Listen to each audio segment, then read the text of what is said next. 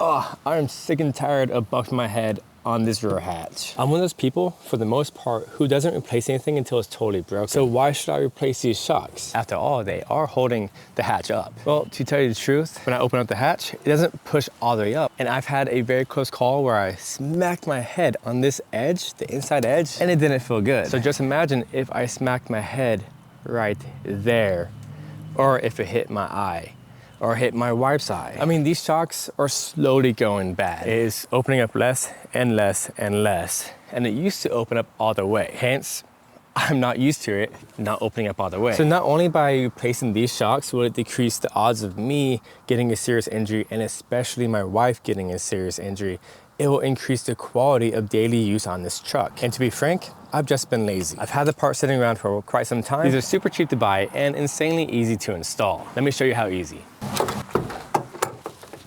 It's that easy. However, my tricep did start cramping. You do have to hold the hatch up, which is kind of heavy. So if you had an extra hand, that'd make your job a lot easier. Let's take a closer look. I'm gonna get your flathead, wedge it right side of here and come down, or flick it all the way off. Do the same with the top one.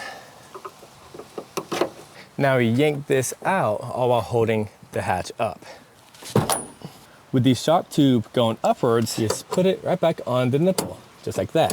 And then you push this in, just like that, a hatch that I will not smack my head on. So I need to stop being lazy and fix the small, easy things and cheap things that will increase the quality of my life, my day-to-day life. If you want to replace these shocks, have a link down below for convenience. This is Chris, always appreciate and respect another.